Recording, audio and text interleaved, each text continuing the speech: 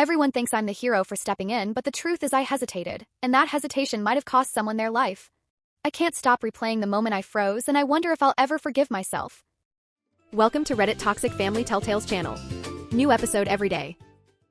I was helping my 8-year-old foster daughter, Lily, wriggle into her pajamas when I noticed the dark blotches on her arms. My voice softened, but my chest tightened as I asked, "Honey, how did you get these bruises?" She jerked away from me almost too quickly.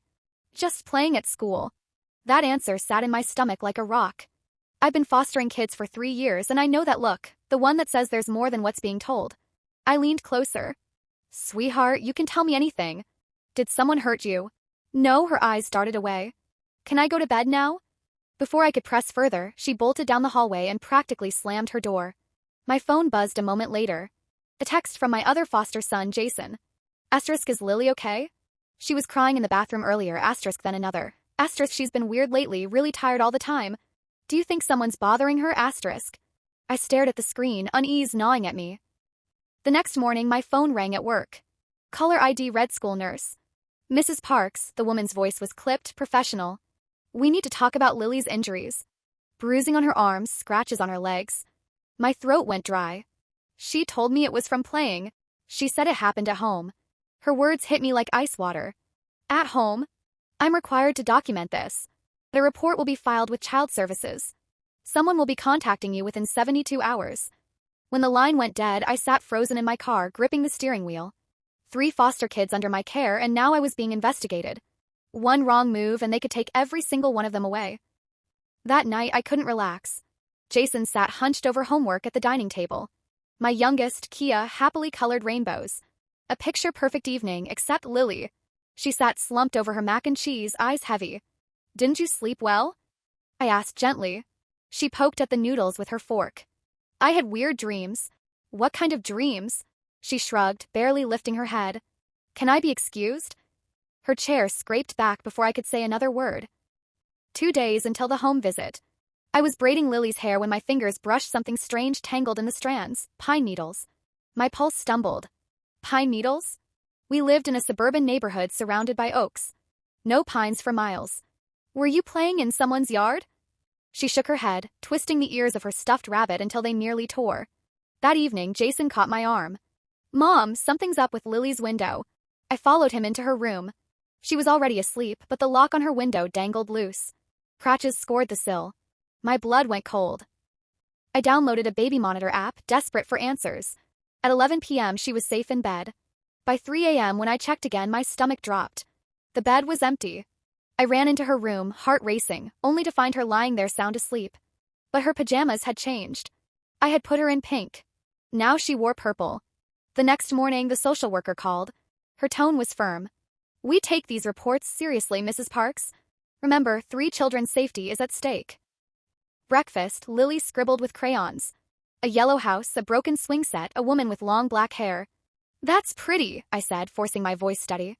"Did you copy it from a book?" "No," she said dreamily. "It's a special house. From my dreams." Something inside me snapped into focus. I knew that house. I'd driven past it once, for miles away, in a rundown part of town. Lily had never been there. "What happens at this special house?"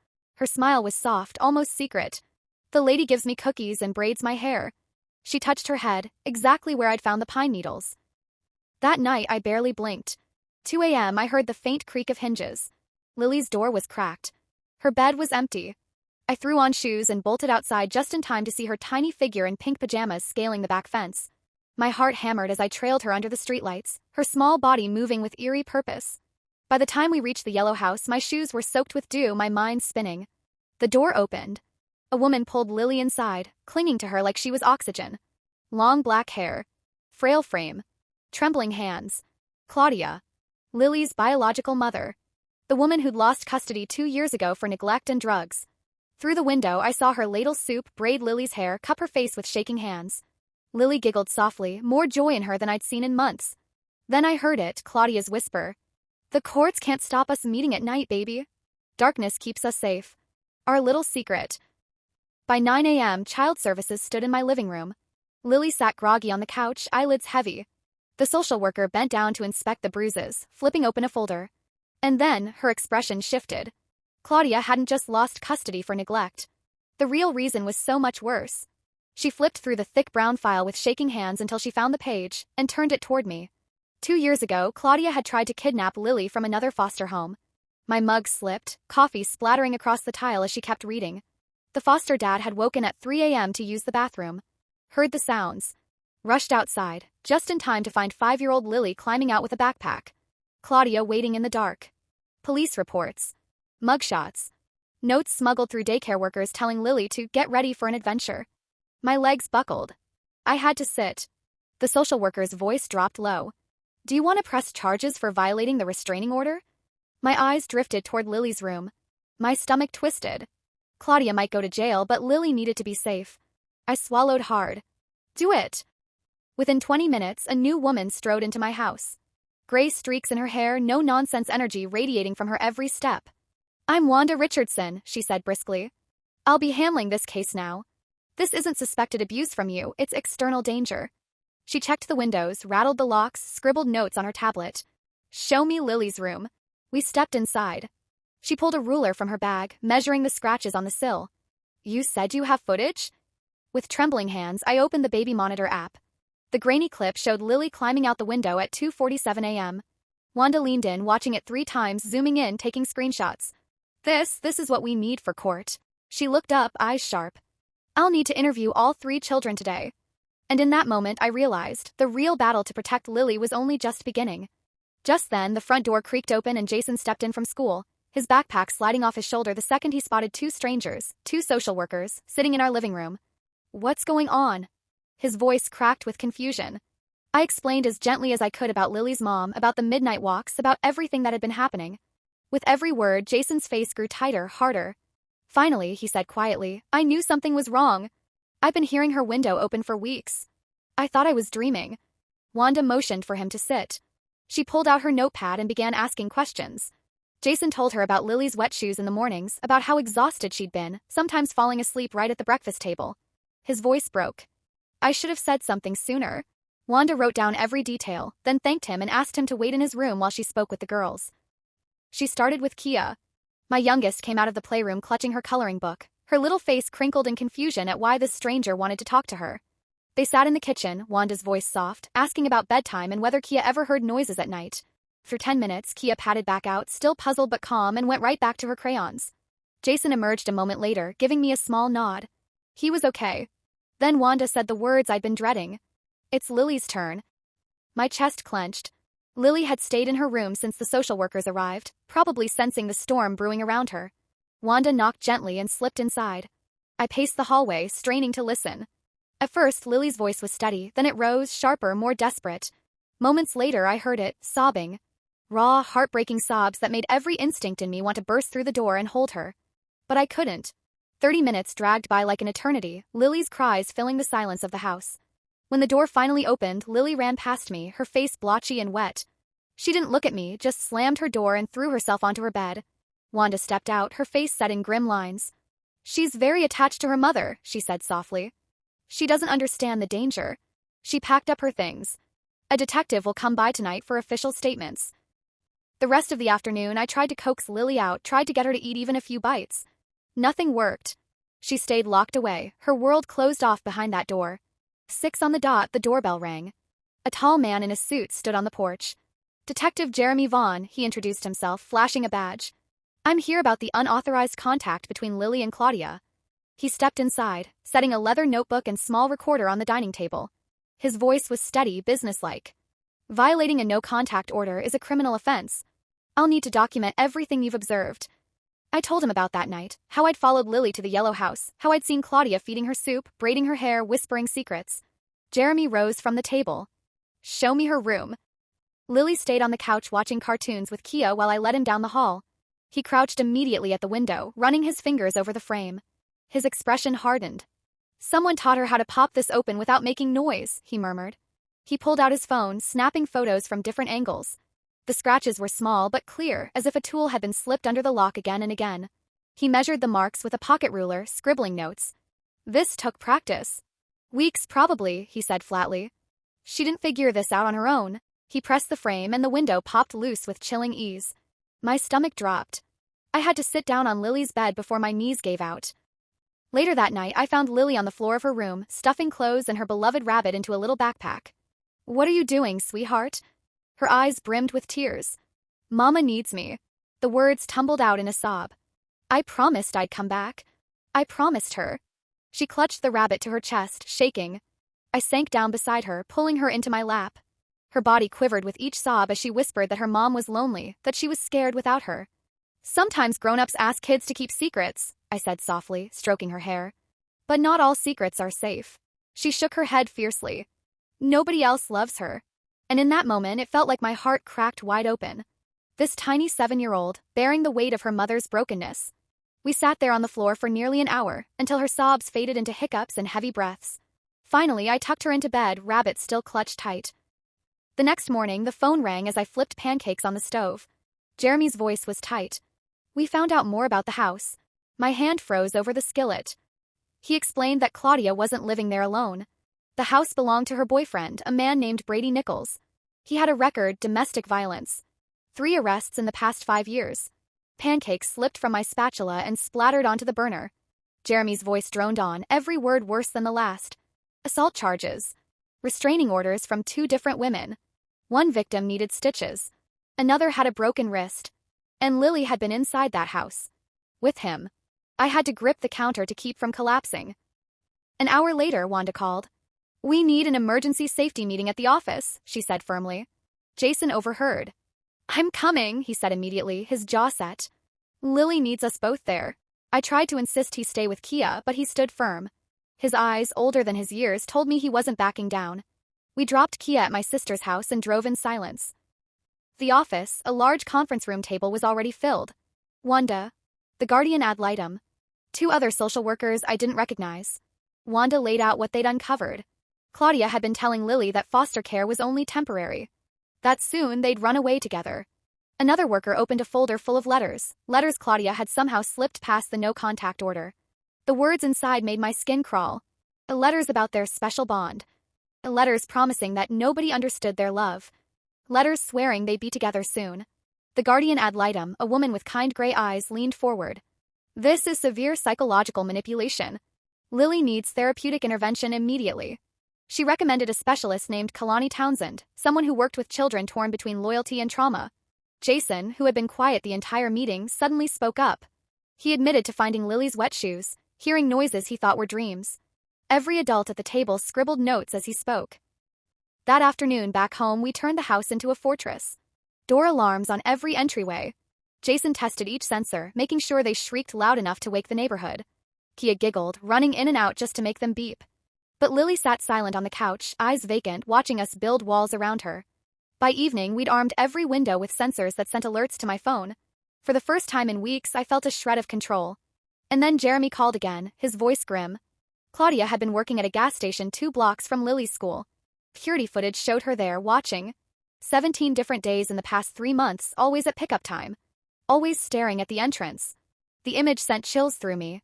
This wasn't a grieving mother acting out of love. This was stalking. Planning. Waiting. And it was getting worse. The morning of Lily's first supervised visit, my nerves were buzzing like static. I had no idea how she would react, no idea if seeing her mom would soothe her or tear her apart. The visitation coordinator met us in the lobby, professional and calm, explaining the rules while Lily sat stiff on a bench with her rabbit.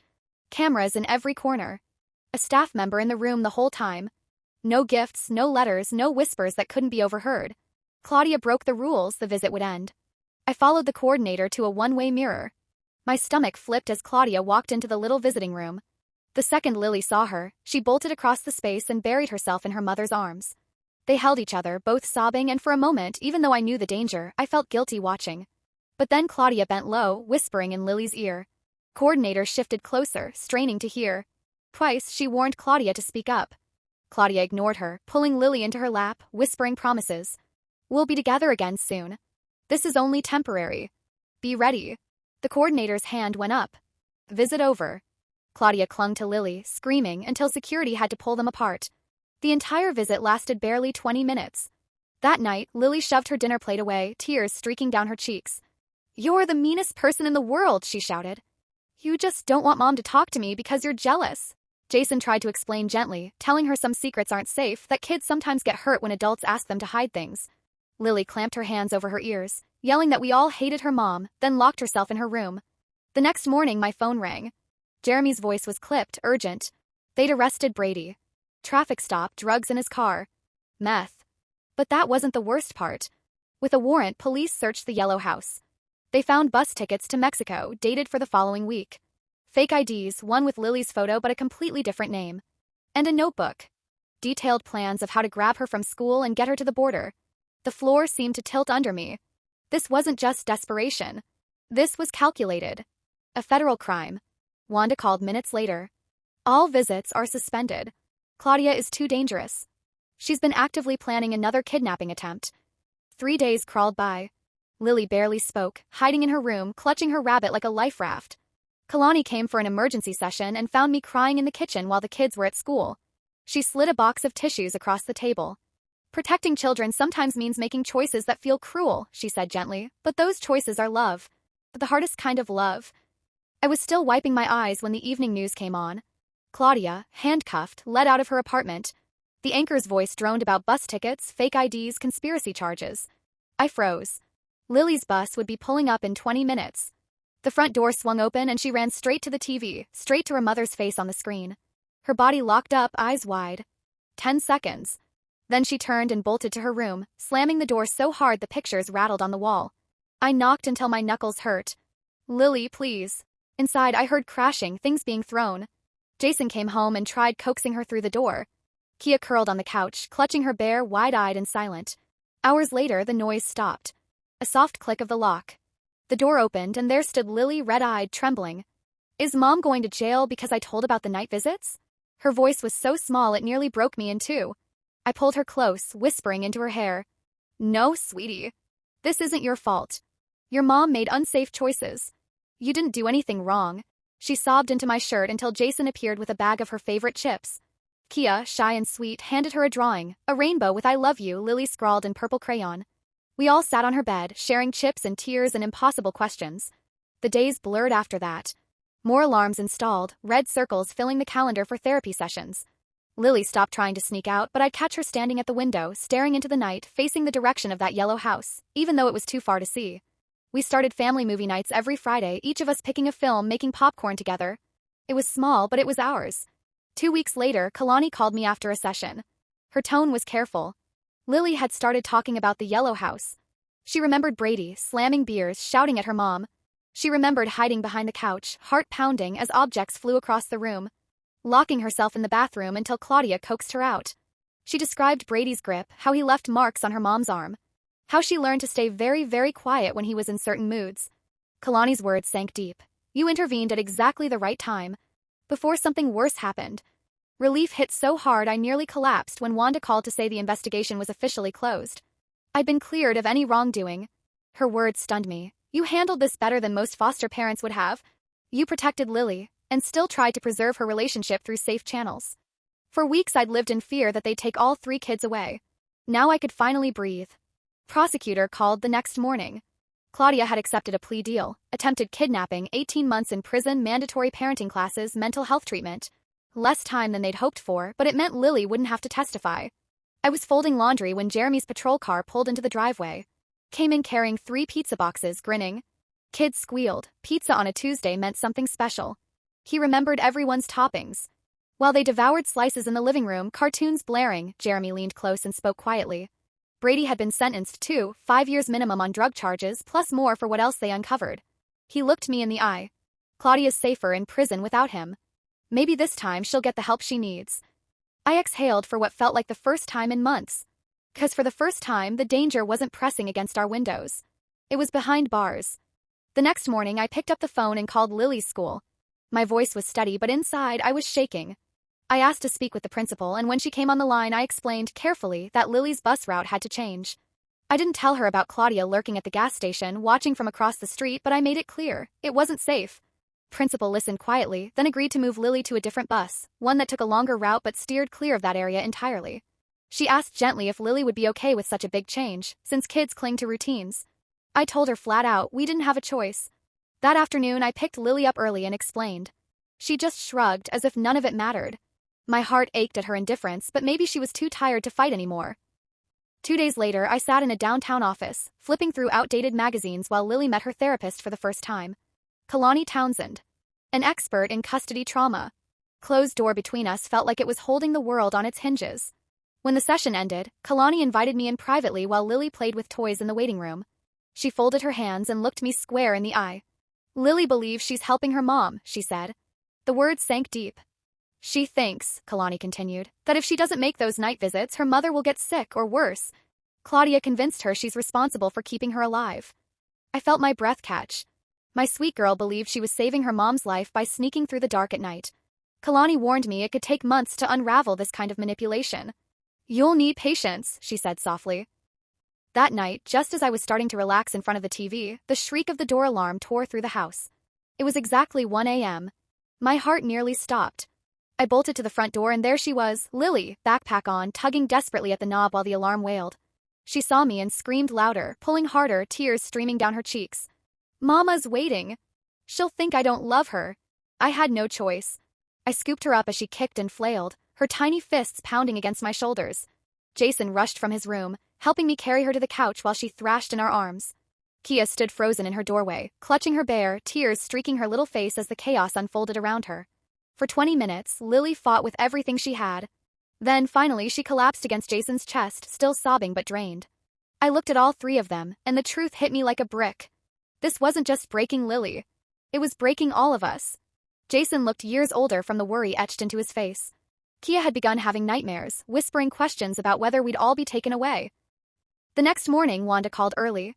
Her voice was clipped, urgent.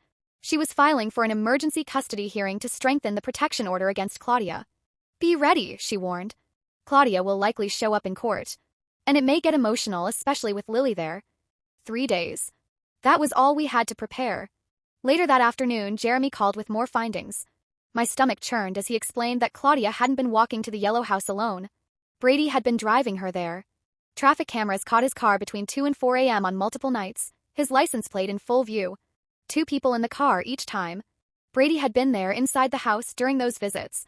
I packed bags for all 3 kids the night before the hearing. Just in case. Just in case Claudia tried something reckless if the ruling didn't go her way. We drove to my sister's house an hour away. She had cameras, alarms, a fortress compared to ours. She laid out sleeping bags in the living room and turned it into an adventure, but I could see the questions flickering in the kids' eyes. The next morning, we arrived at the courthouse early. I held Lily's hand through the metal detectors, her small palms sweating in mine. Jason distracted Kia with a game on his phone. We found the courtroom. And then Claudia walked in. She looked thinner, worn down, her clothes hanging loose. The moment her eyes landed on Lily, she broke. Tears streamed down her face as she called out, reaching past her lawyer. Baby, she cried, trying to get to her. The bailiff moved in instantly, ordering her back to her seat. But Claudia couldn't stop staring. Couldn't stop mouthing words I couldn't hear. The judge entered. Everyone rose. He began reviewing the evidence, police reports of the past kidnapping attempt, the late-night meetings, the 4-mile walks through darkness. His jaw tightened when he read Kalani's notes about Claudia's manipulation. And his face hardened further when Brady's history of violence came into the discussion. He turned to Claudia's lawyer. Explain why your client violated a no-contact order. The man stood, arguing that Claudia only wanted to see her daughter. That she loved Lily, that she wasn't dangerous. But when pressed about Brady, why Claudia brought Lily to his house, he faltered. Claudia opened her mouth to speak, but her lawyer pressed her arm, silencing her. Then it was my turn. My legs felt like lead as I walked to the witness stand. I raised my hand, swore to tell the truth. Lily's eyes followed me, wide and wet. Prosecutor asked me to recount what happened the night I discovered Lily missing. My throat tightened as I described checking the baby monitor at 3 a.m., seeing her bed empty. My voice cracked when I told them about rushing outside, spotting her climbing the fence in her pink pajamas. Courtroom was silent as I explained following her, step by step, through the dark streets to that yellow house. I had to pause, gripping the stand when I got to the window scene, Claudia braiding Lily's hair, feeding her soup, whispering their little secret. When I repeated Claudia's words about the darkness keeping them safe, Lily broke down crying in her seat. Jason pulled her close, holding her as I forced myself to keep going. The judge asked if I'd seen signs of harm. I told him about the bruises, the scratches, about Lily's exhaustion, about how she was too young to see the danger, she only wanted her mom.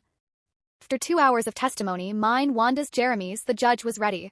He looked straight at Claudia. His voice was firm, final. She had endangered her daughter, ignored the court's orders, exposed Lily to a violent man. He ordered supervised visitation only. Twice a month at the courthouse. 1 hour each time with a court coordinator present. Drug tests before every visit. No gifts. No letters. No whispers of secrets. And if she failed or missed 2 visits, her parental rights would be terminated permanently. Claudia sobbed, reaching for Lily as the bailiff stepped between them. We left quickly. But in the parking lot, Lily snapped. She ripped her hand from mine, screaming that I was mean, that everyone was keeping her from her real mom. She pounded her fists against my legs as families nearby stopped to stare. Jason helped me get her into the car, but she kicked the seat the whole way home. The moment we walked in, she ran to her room, slamming the door so hard a picture fell off the wall. Kia looked at me with wide, tearful eyes. Why is Lily so mad? I tried to explain in the simplest words I could while making lunch no one touched. Later that afternoon, I checked the mailbox and froze. An envelope, no stamp. No return address. Inside, Claudia's handwriting. A letter begging me to let her see Lily outside of court, swearing she was a good mom who just wanted her baby back. My hand shook as I dialed Jeremy. He was at my house within 20 minutes, bagging the letter as evidence. She's already violated the order, he said grimly. Within hours, patrol cars would start circling the block, keeping watch. 2 days later, Kalani sat across from Lily at therapy. The moment she saw her folded arms and stubborn glare, she knew. We need more sessions, she told me. Twice a week now. And she began teaching Lily about safe secrets versus unsafe ones. But progress was slow. Painfully slow. Lily refused to eat dinner with us, refused to let me braid her hair. She shut Jason out too. And after what felt like the longest week of my life, the first supervised visit loomed. The family court building downtown, where Lily would see her mother again. The very next day, Lily came to me clutching a wrinkled piece of paper. Her eyes were wide and unsure as she asked, Can I write to Mom in jail? My heart clenched, but I didn't answer right away. Instead, I called Kalani. She drove over that evening and sat with Lily at the kitchen table, helping her find words that were honest but safe. Together, they wrote about her feelings, how she was confused, sad, and missed her mom, but also how her legs hurt from all those nighttime walks. At the bottom, Lily drew a picture of her family. Me, Jason, and Kia together in one box, and her mom in a separate little square. Kalani helped her see that it was okay to love her mom and still feel angry at the same time. That both could be true. We mailed the letter through official channels, and little by little, we began planning what life would look like with supervised phone calls from prison once Claudia was settled. 3 weeks passed. One afternoon, I found a bright yellow note tucked into Lily's backpack from her teacher. It said she'd been raising her hand more, finishing her math worksheets, even smiling during story time. Teacher had drawn a big smiley face at the bottom like a little badge of honor. That evening, I walked into the kitchen to find Lily doing homework on her own while Kia colored beside her and Jason made them snacks. For the first time in a long time, the room felt calm like a family. Through dinner, Jason helped me with the dishes. He kept glancing at his sisters playing in the living room before finally admitting, voice low, that when the social workers came, he'd been terrified we'd all get split up. His hand shook as he passed me plates. I was even making backup plans, he confessed. Just in case. I realized then that my 14-year-old had been carrying a weight far too heavy for his shoulders. That weekend, my sister drove in from 2 hours away with a giant craft box crammed full of beads, strings, and charms. She spread everything out across the dining table, and she and Lily spent the entire afternoon making friendship bracelets while I fixed lunch. As Lily carefully threaded purple beads onto the string, she told my sister how much she missed her mom. My sister didn't try to fix it, she just listened. By dinner, 5 bracelets had been made. Lily handed one to each of us with a shy smile. 6 weeks later, Claudia was finally approved for phone privileges. Coordinator arrived at our house with recording equipment, explaining that Lily would have exactly 10 minutes. I sat at the table across from her, watching as she gripped the phone with both hands. For most of the call, she just listened, whispering okay over and over. But when she hung up, her shoulders looked looser. The coordinator noted that she'd handled it well and monthly calls could continue. Not long after, the guardian ad litem came by for a home visit. She watched the kids playing, Lily helping Kia with a puzzle, Jason teaching them a new card game, and took photos for her report. Her notes said Lily was improving and should stay in my care while continuing therapy. 3 whole pages about how close the kids had become, how much they leaned on each other. Kalani increased Lily's therapy sessions to twice a week, using dolls to help her untangle complicated feelings. Sometimes I overheard Lily practicing phrases like, I love my mom, but she made choices that hurt people. It was hard for her, so black and white in her little mind, but week by week, Kalani gently guided her forward. One evening, as I passed the girls' room, I paused. Lily was sitting behind Kia on the bed, carefully braiding her hair the way I taught her, gentle, no tugging, talking her through each step. Jason stood in the doorway, snapping photos with his phone while both girls dissolved into giggles. Lily tied off the braid with a purple hair tie and started on another, her face soft with concentration. After months of chaos, the scene felt almost unreal. 3 months after that awful night at the Yellow House, we finally had a whole week of calm. No alarms in the night. No nightmares. Just normal kid stuff, homework complaints, trading vegetables for extra mac and cheese, board games that ended in laughter instead of tears. Wanda came for her final visit one Tuesday morning while the kids were at school. She walked through the house, testing the alarms, checking the locks, reviewing her files at the kitchen table. Then she stamped the papers with a firm hand. "All 3 kids are doing great," she said. "They should stay here permanently." My chest ached with relief as she shook my hand. The case, after everything, was officially closed. That night, as we watched a movie, Lily crawled into my lap. It was something she hadn't done much before. During a commercial, she tilted her head up and whispered, "Can I call you Mama Park sometimes?" Before I could respond, she rushed to explain, her little fingers twisting the bracelet on her wrist. "Not to replace my real mom, but because I need a mama who's here every day." I kissed the top of her head and told her she could call me whatever felt right. She nodded, her body relaxing against mine, and we finished the movie together. And for the first time in months, it felt like home. The next month, when the phone rang for Lily's supervised call, she didn't hesitate. She walked right to the table, picked up the receiver with both hands, and sat tall while the coordinator watched from across the room. Her voice was steady as she told her mom about her science project and the new girl who'd just joined her class. She only asked once when the next call would be, then said goodbye properly and hung up. Each month, the conversations got easier. By the 4th call, Lily wasn't asking about release dates anymore. She was just talking about kid things. Losing a tooth. Learning to ride Jason's old bike. The little milestones that meant she was living her life instead of waiting for her mom's. One Tuesday, Jason came bursting through the front door waving a paper like it was a trophy. He'd been accepted into the advanced math and science program. His grin stretched ear to ear. Lily grabbed her markers and construction paper and spent nearly an hour making him a card covered in rockets and equations copied from his textbook, even if she didn't understand a word of it. At dinner, she handed it to him with both hands. Jason's eyes went glassy as he read the inside where she'd written that he was the best big brother in the world. He pulled her into a hug while Kia clapped like crazy, and my chest ached watching them. Somewhere along the way, without me even noticing, we'd become a family. 6 months after that awful night I trailed Lily through the dark streets, everything felt different. She slept from 8 to 7 o'clock without stirring once. The alarms hadn't gone off in 3 months. I'd finally stopped checking the monitor app every hour. She still saw Kalani on Wednesdays, but now their sessions were mostly games instead of trauma work. "The crisis phase is over," Kalani told me. "Now we're in maintenance." I could have cried from the relief. That same week, a letter came from Claudia through Wanda's office, already reviewed before reaching me. The handwriting was shaky, but the words were clear. She apologized for putting Lily in danger. Apologized for making her walk those miles alone at night. She wrote that parenting classes were helping her understand what she'd done wrong, and that she was grateful I'd kept Lily safe. Wanda called later and said the letter showed progress. But only time would tell if it would last. Then came Lily's 8th birthday. A Saturday filled with chaos, laughter, and way too much sugar. 12 kids stormed the house with wrapped gifts, and the backyard became a carnival. Jason manned the grill, flipping burgers like he'd been doing it for years, while Kia ran pin the tail on the donkey with more rules than anyone needed. Lily laughed so hard during musical chairs she got the hiccups and had to sit out, but she never stopped smiling. When the cake came out, she blew out all 8 candles in one breath while her classmates cheered. That night, after the last balloon had popped and the house was quiet again, Lily wrapped her arms around my neck in bed. She whispered, "I'm glad you kept me safe, even when I was mad at you." Her little hands patted my back like she was the one comforting me. I had to fight back tears as she admitted she understood now that grown-ups sometimes make hard choices to protect kids, even when it feels unfair. By Friday night, everything felt lighter. All 3 kids piled onto the couch for movie night. Jason made popcorn, drenched in way too much butter of course, and Kia chose a silly animated movie with talking animals. She claimed the middle spot, Lily curled up on the end with her rabbit under her chin, and Jason wedged in beside them. They argued about whether the movie was too babyish, then threw popcorn at each other until the room filled with giggles. Watching them like that, my chest settled into something warm and steady. We'd survived. Something that should have ripped us apart had only made us stronger, closer. The next morning, over scrambled eggs and toast, Lily looked up and asked if we could go to the zoo because her friend said there were baby penguins. Jason immediately offered to help watch the girls so I wouldn't have to worry about the crowds. Kia started listing every animal she wanted to see while Lily drew a map of the exhibits on her napkin. Life felt so beautifully normal. Arguments about the last piece of bacon. Whose turn it was to clear the table. Regular kid problems.